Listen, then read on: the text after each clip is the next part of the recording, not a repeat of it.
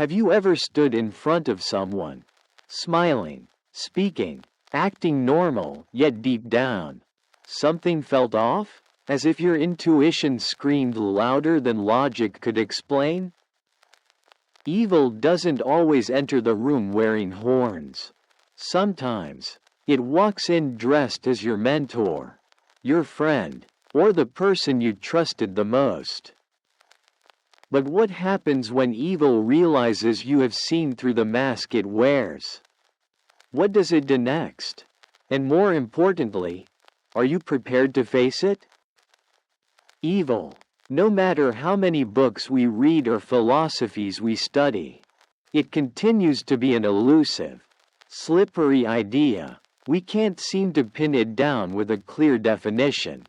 In the eyes of Stoic philosophy, we're taught to observe human nature with clarity and respond to everything, even the darkest moments, with a calm and steady heart. But when it comes to evil, things aren't always so neatly packaged. In truth, recognizing evil is often far easier than explaining it. Why? Because evil doesn't always announce itself. It doesn't need to wear a villain's cape or carry a sign. A truly malicious person rarely declares their intent. Instead, their inner cruelty quietly leaks through their words, their actions, their presence. And when you meet such a person, something inside you stirs before your brain has even caught up. Logic fades into the background. You feel it, unmistakably. Your heart flinches, and your body tenses. Questions and reasoning become irrelevant. It's your instincts, not your intellect, that sound the alarm first. What makes it more disturbing is how unexpectedly evil can appear. It doesn't always hide in dark alleys or shady corners. No, it can be right next to you. In classrooms where children learn. In churches where people pray. In the homes of friends you thought you knew. Evil hides behind familiar faces, soft voices, and warm smiles. It wears masks that make us feel safe, until it's too late. And that's why understanding evil is so difficult.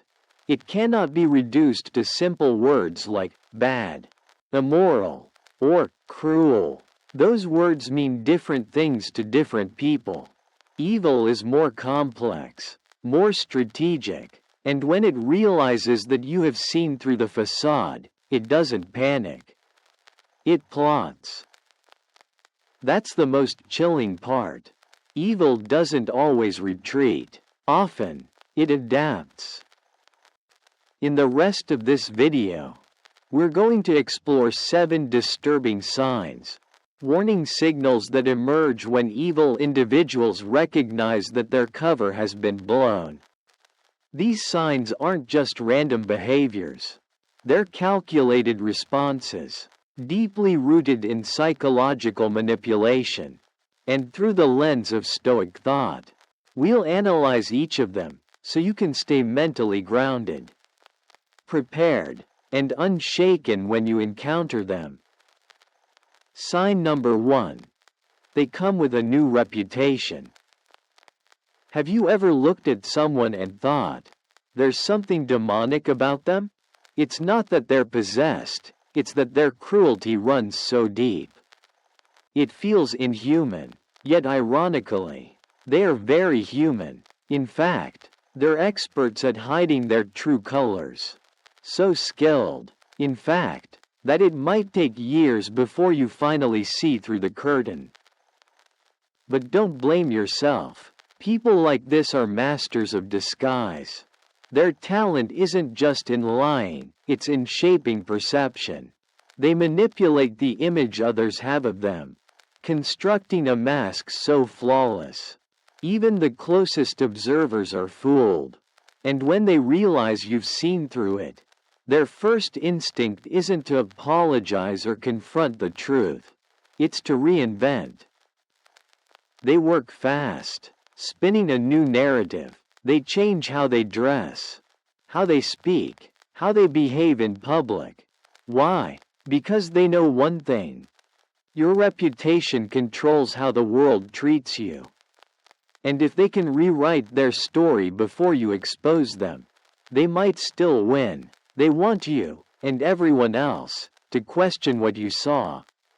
They know that if they look new, sound change, and act more polished, you'll hesitate, and in that hesitation, they regain power.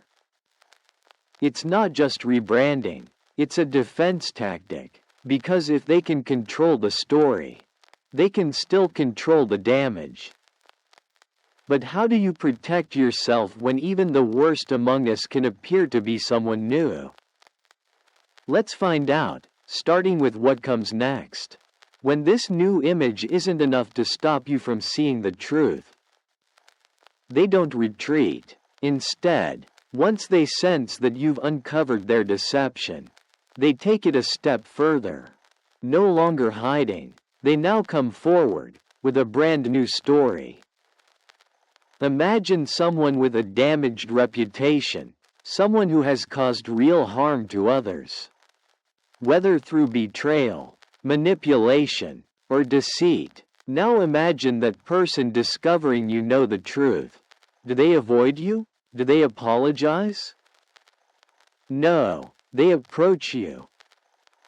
But not as the person they truly are. They come wearing a freshly painted mask. Suddenly, they deny everything you thought you knew. They spin a narrative so detailed, so rehearsed, it becomes harder and harder to challenge. They might even go so far as to blame others, co-workers, family members, or past situations. The goal? Confuse you. Blur the line between truth and falsehood. Like an actor taking the stage, they embody the role of the misunderstood soul, a victim of circumstance. Someone just longing for your sympathy. This strategy is not random. As Marcus Aurelius once said, the soul becomes dyed with the color of its thoughts. Evil people understand that if they can alter your thoughts about them, they gain the power to reshape your reality. They don't just want to fix their reputation, they want to distort your ability to see the truth clearly. It's not about redemption, it's about control. Take a closer look at your own experiences. Maybe you've worked alongside someone who was notorious for backstabbing or undermining others. And then, one day, you stopped pretending not to see it. You became aware, and just like that, they changed. Now they talk about how life humbled them. They share stories of their struggles, their personal growth, their newfound values. They tell you they're a different person now. But beneath that soft voice and carefully chosen words lies the same deceit. It's not transformation, it's theater. And if you're not careful, it works. At first, you hold onto your understanding, but then, little by little, they chip away at your certainty. You begin to question yourself. Was I too harsh? Did I judge them too quickly? You find yourself caught between memory and illusion, and before you realize it, you're no longer holding onto the truth. You're holding onto their story. That's the danger. Evil people aren't just trying to protect their image. They want to rewrite your memory of them. They want you to believe you were wrong, that your intuition failed you. And that, Stoicism warns us, is where clarity becomes crucial. When emotions cloud your mind, pause, return to what you know. Stay grounded in truth, not tales. Don't let elaborate stories lead you astray. People don't change overnight. A new reputation is often just an illusion, a cloak designed to hide the same darkness underneath. And there's more. Even as they speak calmly, even as their words aim to disarm you. Your body knows something is off. Your skin might crawl. Your stomach might tighten. Your instincts whisper, "This is not right." That discomfort isn't paranoia, it's a signal. Sign number 2. They give you strange vibrations. Energy is real. It's not always something we can explain with logic.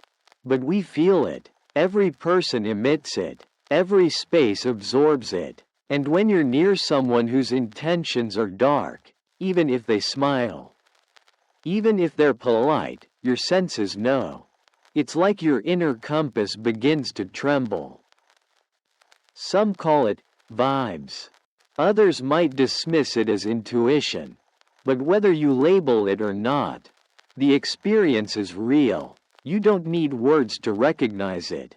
Sometimes, just being near certain people fills you with unease. The room feels colder. Time feels slower. Something inside you resists. What exactly is that sensation? Let's explore this subtle but powerful clue in the next part. We ended the last section with a powerful truth. Sometimes, even when people speak kindly or act composed, something inside us feels off.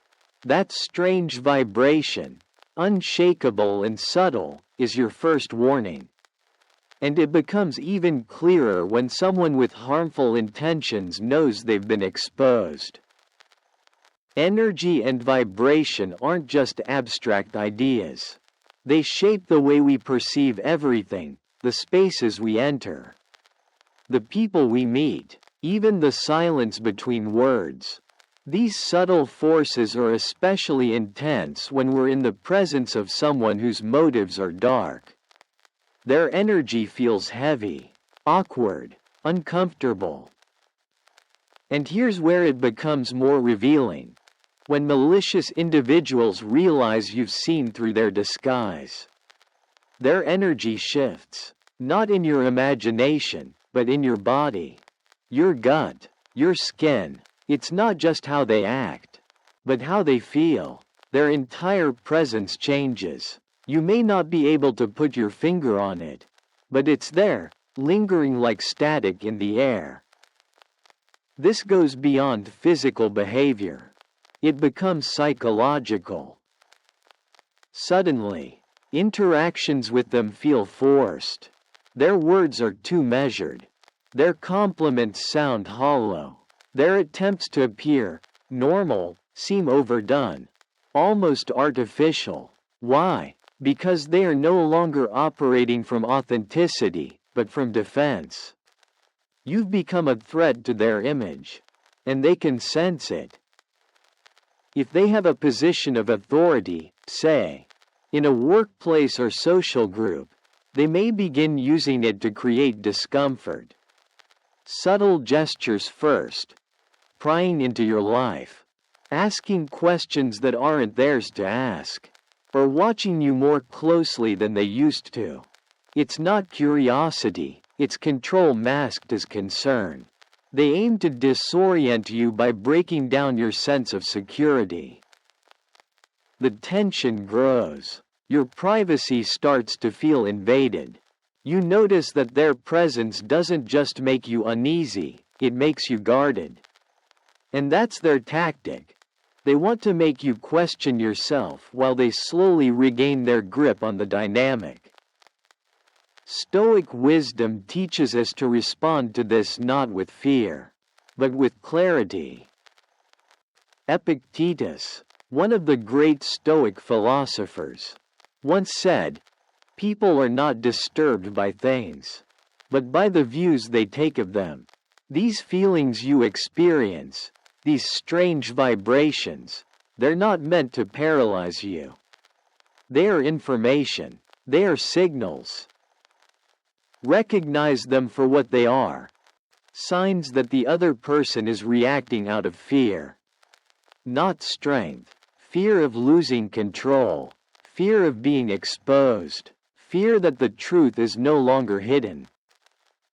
So how should we respond? With calm, with awareness, and with unwavering inner stability. Don't fight fire with fire. Don't let their discomfort become your chaos.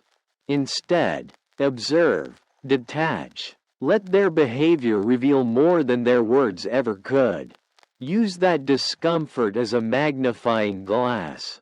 Because when you stay composed, you see more clearly, you act more wisely, and most importantly, you avoid being pulled into emotional traps. Yes, toxic people often have no boundaries. They may push, provoke, or pressure you to react, but you hold the ultimate power, the power of your response. So ask yourself, are these negative vibrations invading your peace? Or are they simply reminders of how resilient your mind can be? You can't always change how others behave, but you can choose your perception. You can choose not to internalize what doesn't belong to you.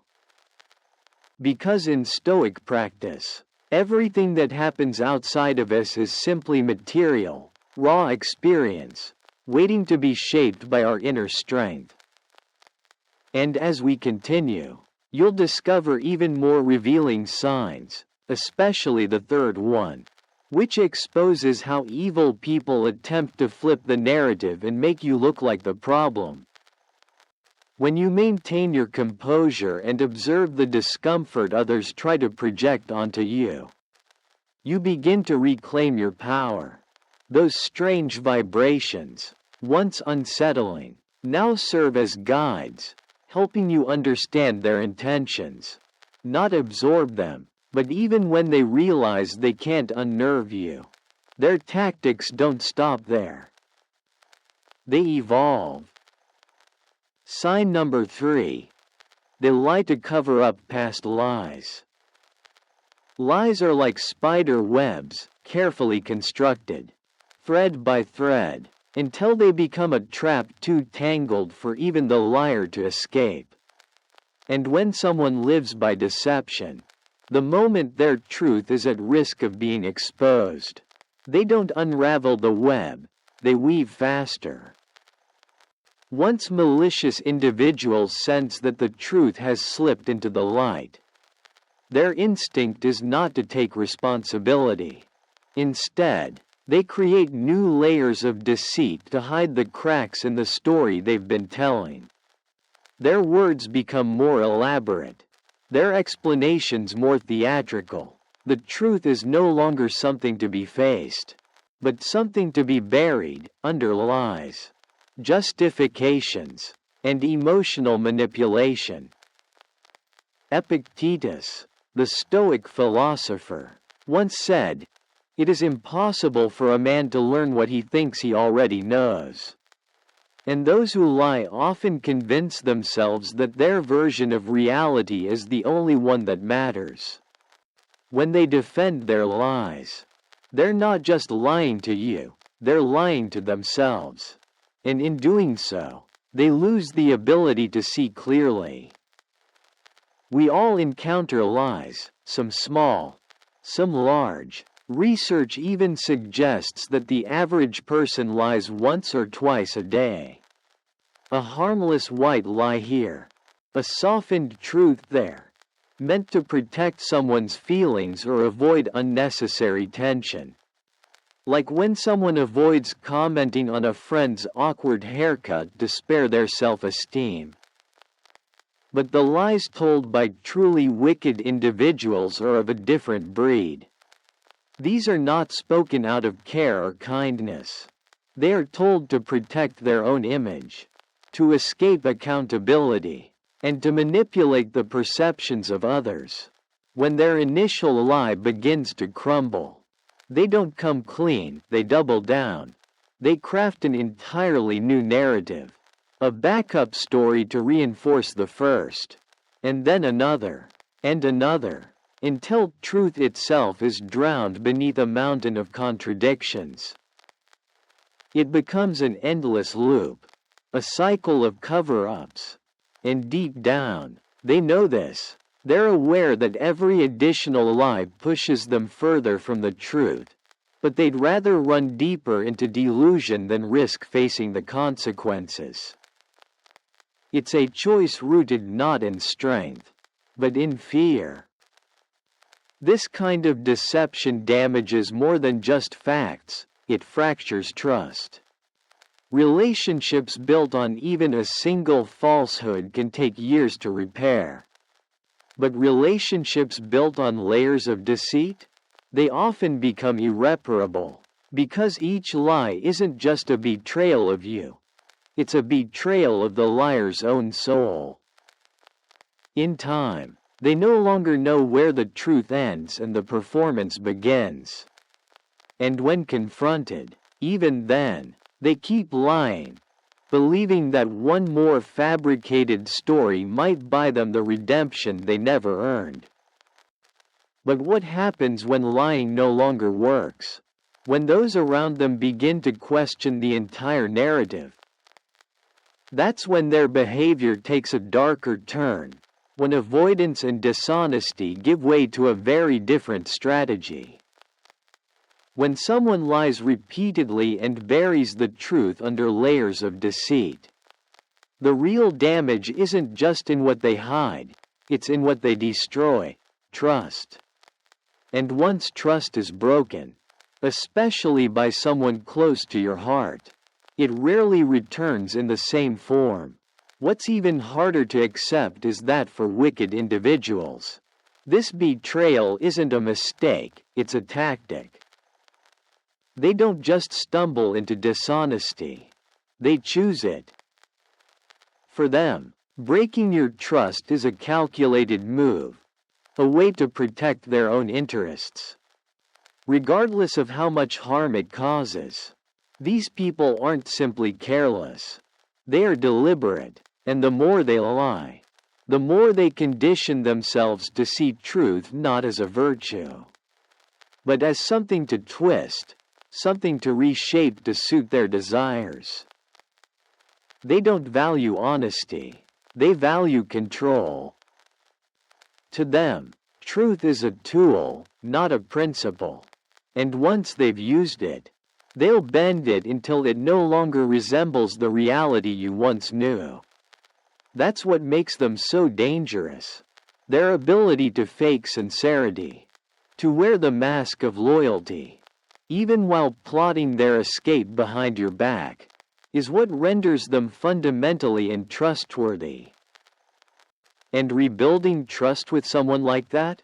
Almost impossible. Sign number 4. They only come around when it benefits them. Marcus Aurelius once said, "Waste no more time arguing what a good man should be. Be one." That simple truth carries weight, especially when dealing with those whose actions never match their words. Because once you begin to uncover who they really are, a clear pattern emerges. They vanish when you need them, and reappear when they need something from you. Before their mask slips, these people may seem like true friends. They show up when you call. They listen when you vent. They offer comfort when things go wrong. But once the illusion shatters, once you recognize the self-serving nature behind their kindness, the dynamic changes. They no longer bother with pretense. They stop checking in. They disappear from your life until they need something. Then, as if nothing ever happened, they return with carefully crafted apologies, elaborate excuses, and expressions of concern. But if you look closer, you'll notice the timing is always convenient. Their return always aligns with their moment of need. And if you say no, if you don't give in, they vanish again, as quickly as they came. It's a cycle, a routine designed to test your kindness, your forgiveness, your willingness to believe in second chances. But make no mistake, they're not coming back because they value you. They're coming back because they value what they can take from you. Just like opportunists, they don't invest in real relationships. They only calculate. They measure your usefulness, your emotional availability, your patience, and once they've used what they needed, they walk away without guilt. Even worse, after you've pulled yourself out of a difficult time, alone, they show up. Not to congratulate you or to support you, but to reclaim a spot in your life that they no longer deserve. They exploit your growth, your empathy, and your natural instinct to see the good in others. And if you don't welcome them back, they vanish once more, silently waiting for the next opportunity to strike. This behavior isn't just toxic, it's predictable. Because people who care only when it benefits them never truly change. They don't learn, they don't reflect, and they don't value connection. They only value gain. This reminds us of the teachings of Epictetus, the Stoic philosopher, who understood how easily people can be misled by charm and convenience. His reflections on self-control and awareness help us avoid becoming prey to those who disguise self-interest as affection.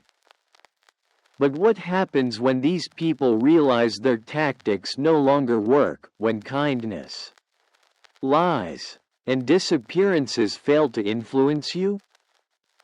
That's when their behavior shifts once again, and takes on a more aggressive form. We just explored how selfish individuals only appear in your life when it benefits them, vanishing the moment you need something real. That same pattern of manipulation was reflected in the story of Epictetus and his so-called loyal student. And now, we go deeper into how these people use another cruel strategy, making you question your own intelligence. Let's revisit that moment with Epictetus. As a Stoic teacher, he welcomed many students seeking wisdom. Among them was one who seemed, on the surface, deeply loyal, eager to learn, always present to ask questions, and often appearing humble in his pursuit of knowledge. Every time he faced a personal dilemma or emotional hardship, he turned to Epictetus for guidance, and each time, the teacher responded with kindness and clarity. But then came a moment of true test. Epictetus himself encountered a difficult situation, one that called for practical support. Not just philosophical debate, he asked the student to stand beside him, to walk through the storm together. But instead of showing up, the student vanished. No explanation, no help, just silence. It wasn't until the hard moment had passed, after Epictetus had endured the challenge alone, that the student returned. Wearing a familiar smile, full of excuses, as if nothing had happened, as if his absence had no weight. But Epictetus, wise as ever, didn't confront him in anger. He saw the truth clearly. This student was never truly committed. He didn't care for the mentor, only for the comfort, answers, and benefits he could extract. And Epictetus, grounded in Stoic practice, allowed none of this to disturb his inner calm. From that simple yet powerful episode, we learn a timeless lesson. Some people don't care about you. They care about what you offer. And that's why Stoic philosophy urges us to stay alert, not resentful, not to carry bitterness, but to sharpen our perception. When we recognize that someone is only drawn to us for personal gain, it's not a loss, it's clarity. We're no longer blind to their patterns. We're free. Rather than feeling disappointed by their absence, We can reframe it. See it as an opportunity to step away from relationships that erode your peace, rather than nourish it. As Marcus Aurelius taught, be good, and act according to your philosophy, regardless of how others behave. In other words, live by your values, not by reaction to someone else's failings. When people like this start to realize that you see them for who they are, they begin to disappear from your life, not because you pushed them away, but because they no longer feel in control. Let their absence be your freedom. Let it open the door to more meaningful, mutual relationships. No one can take advantage of your kindness forever, not if you meet the world with wisdom and self-respect. Instead of repeatedly forgiving the same harmful behavior, redirect your energy toward relationships built on honesty, loyalty, and growth. Have you ever been in a relationship like this, where someone only showed up in moments of convenience? Share your story. We're all learning how to protect our peace. Sign number 5. They try to make you feel stupid.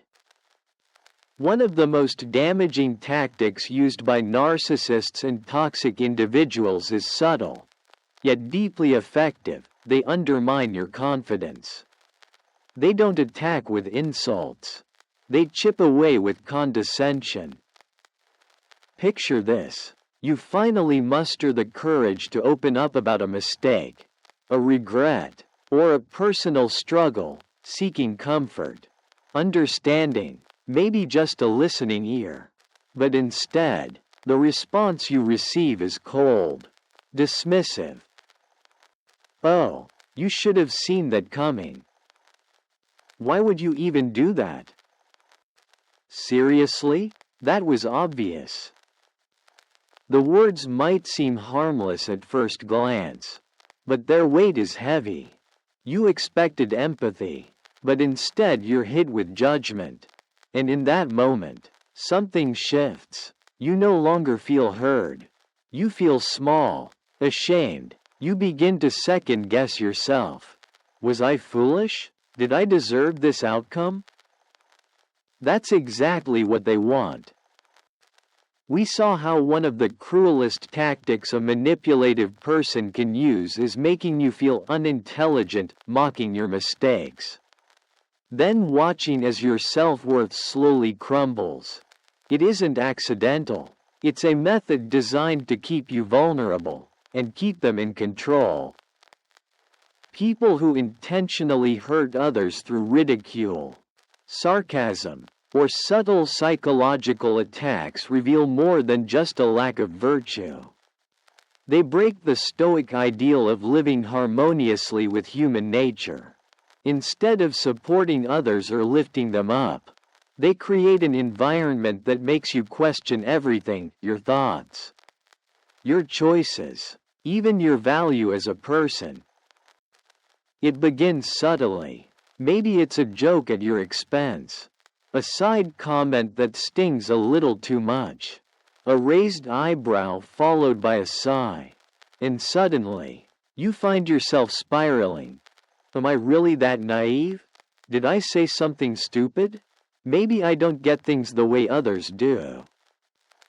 These aren't just careless remarks. They are carefully planted seeds, each one meant to grow into self-doubt. And that creeping insecurity is the very trap malicious individuals want you to walk into. Because a weakened mind seeks reassurance. And who do you turn to when you feel small? Often, it's the very person who made you feel that way in the first place. It's a vicious cycle. They don't do it because they care. They do it to keep you within reach, emotionally dependent and easy to manipulate. If you start believing that they are the only ones who understand you or validate your worth, they regain control, and they'll use that control, again and again, to bend your boundaries and silence your voice. So what would Stoicism say about this? A Stoic wouldn't crumble under these games. They wouldn't feed the drama or chase validation. Instead, they would step back, observe, reflect, and remind themselves that true value never comes from outside approval. It is built from within. A Stoic might ask, why should I let the words of someone unkind shape the way I see myself? They recognize insults as noise, not truth. They don't let poison penetrate their peace. This ability to remain calm, detached, and anchored in rational thought is not weakness. It's strength. It's the kind of quiet, powerful response that robs toxic people of their ability to provoke and control. Because in the end, people can only make you feel foolish if you believe them. By focusing on what you can control, your thoughts, your reactions, your sense of identity, you become untouchable. Stoicism teaches us to hold tight to the one thing no one can ever take from us, our inner dignity. Toxic individuals know that if they can shake your confidence, they can lead you wherever they choose. But the moment you stop seeking their approval, you break free. You begin to reclaim not just your power, but your peace. Their tactics, no matter how calculated, cannot succeed unless you let them. So ask yourself, is your worth defined by their words, or by the strength with which you face the world? That is why Stoic wisdom remains a powerful shield. It reminds us, you don't have to react to every insult. You don't have to believe every criticism. You don't have to shrink for anyone. Let's examine yet another tactic, perhaps the most insidious of them all, pretending not to understand the very damage they've done. Having your confidence attacked is damaging, but even worse is dealing with someone who pretends not to understand what they've done. This tactic, quiet yet insidious, is one of the most manipulative forms of emotional control.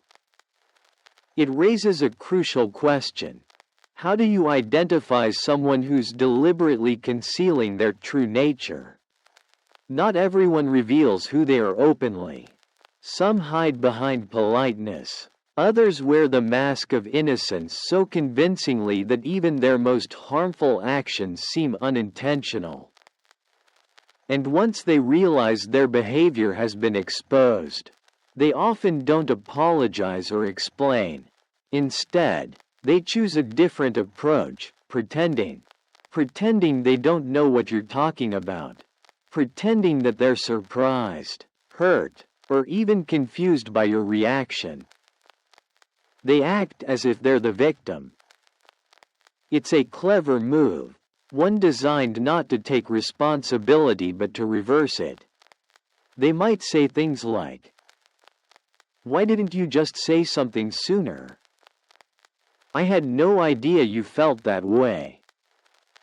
Or even offer a sarcastic, "Really? That bothered you?" These phrases aren't expressions of concern. They are strategic deflections, meant to make you second-guess your own emotions. They shift the focus away from their wrongdoing and plant the idea that you're the one being unreasonable. In Stoic philosophy, a person's nature isn't revealed only in what they do, but in how they respond when held accountable. As Epictetus once taught, people are not disturbed by things, but by the views they take of them. And here lies the danger. Manipulative individuals use others' perceptions and emotions as weapons. They twist the situation, not by denying facts, but by distorting how those facts are emotionally interpreted. This isn't simple denial. It's deception on a psychological level. It's designed to make you feel guilty for even feeling hurt. You might have already expressed your pain, your discomfort, maybe even your disappointment, clearly, respectfully, and more than once. But they'll pretend it's the first time they've heard it. They'll say, "I wish you'd told me," even if you already did. That repetition isn't ignorance, it's erasure. It's their way of rewriting the story, invalidating your truth, and pushing you back into silence. If they can convince you that your hurt isn't real, or that it's your fault, you become easier to control, easier to manipulate, easier to dismiss. This type of manipulation is profoundly toxic, because it leaves you unsure of your own reality. You start questioning, am I overreacting? Maybe I misunderstood. Maybe it's just me.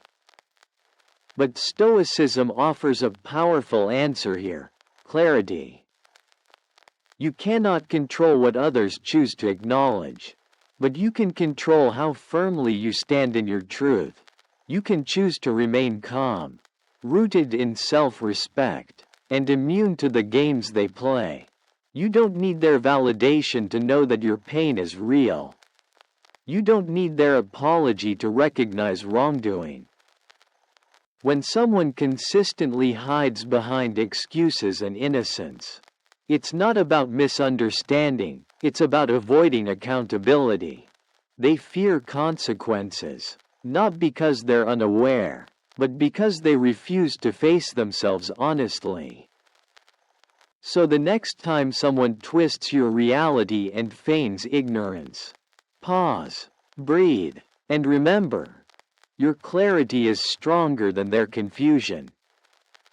There's still one more sign we must uncover, a behavior that, perhaps more than any other, reveals the full extent of a manipulative person's intentions. Few things are more damaging than someone denying the harm they've caused, especially when they do it with a straight face. It's not just an evasion of truth. It's a deep form of disrespect, a subtle way of saying, your pain doesn't matter. And once they see you questioning yourself, second-guessing your emotions, they know they have the upper hand. That's exactly what they want, because your uncertainty gives them freedom to continue their behavior without facing consequences.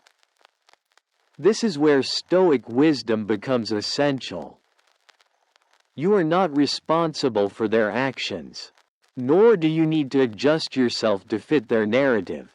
You don't need to argue with them, or change who you are to earn their understanding. Your focus should be on standing firmly in your truth, remaining rooted in your principles. No matter how many times they try to shake your confidence. Self-control and inner stability are your greatest weapons. Not loud retaliation, not desperate explanation, just clarity and the quiet strength to trust your perception of reality, even when someone else tries to rewrite it. Sign number 7. They try to manipulate you. Manipulation is the art of quiet control. Unlike open aggression, it doesn't always scream. Sometimes, it whispers. It can disguise itself behind warmth, behind concern, behind an extended hand that doesn't intend to lift you, but to hold you down. At its core, manipulation aims to steal your independence, to make your choices feel less like your own. When someone manipulates you, they don't just influence your actions, they reshape your thinking, gradually shifting your values, your voice, and your will. It often begins with something that looks like kindness. They listen attentively. They sympathize with your struggles. They say all the right things. But behind the mask of understanding lies a plan, one that uses your emotions as stepping stones for control. These individuals are often highly emotionally intelligent. That, in itself, isn't harmful, but what makes them dangerous is how they choose to use that skill. Rather than building meaningful connections, they scan for your vulnerabilities, your fears, your insecurities, the dreams you've shared in confidence. And from those soft spots, they begin to pull strings. They might subtly persuade you to abandon something important. They might plant doubts about your own decisions. Over time, you begin leaning on them for guidance, not because you can't think for yourself, but because their presence has made you feel like you shouldn't. You may start believing that they're the only one who truly gets you, that their insight is invaluable, that without them, you'd be lost. That illusion creates dependence, and dependence creates control. What's worse is that it doesn't always feel sinister. In fact, manipulation often comes wrapped in helpfulness. Maybe they're always the first to offer advice. Maybe they show up right when you're struggling, ready to rescue you. But if their support comes with subtle guilt trips, emotional leverage, or an expectation of loyalty, it's not care, it's control wearing a caring face. This is why setting boundaries becomes critical. Boundaries are not walls to isolate you. They are gates of self-respect. They help you define where your values end and where someone else's manipulation begins. And yet, manipulators don't respect boundaries. They test them, gently at first, then more directly. They might say, "I thought you trusted me," or "I was just trying to help." Their goal is to bend your limits until they quietly disappear. Manipulators often work behind the scenes, slowly bending your boundaries, but their ultimate goal is more calculated than it appears. They want to make you believe that you need them. It usually starts small. You might hear things like, "It's okay, I'll handle it for you," or "Without me, you'd be lost." These words may sound helpful on the surface, but over time, they shape a dangerous illusion that your happiness, your security, even your decisions, are dependent on someone else's involvement. That's where the Stoic warning becomes vital. According to Stoic thought, real happiness doesn't come from people, possessions, or external comfort. It's born from within, from your clarity of mind, your ability to control your thoughts, and your freedom to choose your response. The moment you hand over that power to someone else, you surrender the very foundation of inner freedom. A Stoic would never accept this exchange, because to live under manipulation is to live in chains. One of the most common tools used by manipulators is the illusion of dependency. They try to convince you that you are weak, incapable, or incomplete without them. They present themselves as the only one who gets you, who knows what's best. And gradually, you start to internalize that story. You begin to question yourself. You hesitate before making decisions. You feel less and less confident in your ability to act alone. Bit by bit, your autonomy fades, and what's left is a version of you that constantly seeks permission, validation, or rescue. This is the manipulator's game. But there is a way out. While it's difficult to break free from this cycle, it's not impossible. It begins with awareness and continues with action. Remember, people who rely on control don't give it up easily. They'll change tactics. They'll play on your guilt. They'll poke at your fears.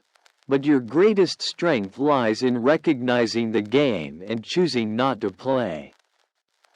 Stand firm in your truth. Reinforce your boundaries. Don't let their voice override your own. No one else should get to decide what you believe, what you do, or how you feel about yourself. That's your domain, and it's sacred. You cannot rewrite someone else's behavior, but you can always define your response. That's where your power lives. That's where real freedom begins. So now, we've walked through 7 manipulative behaviors that toxic people often reveal once they know their mask has fallen. These signs aren't meant to scare you, but to equip you. Because once you can recognize the tactics, you can rise above them. Stoic philosophy reminds us that no one can control a person who has mastered their mind. Peace doesn't come from avoiding toxic people. It comes from knowing they cannot shake your inner balance, unless you let them. Take that power back. So before we wrap up, let me ask you something simple, but important. How did this video resonate with you? 1. Strongly disagree. 2. Disagree. 3. Neutral. 4. Agree. 5. Strongly agree. If you found these insights valuable, please remember to like, share, and subscribe to support the channel. That way, you won't miss out on future content filled with timeless lessons from Stoic wisdom. Be sure to explore the videos now appearing on screen.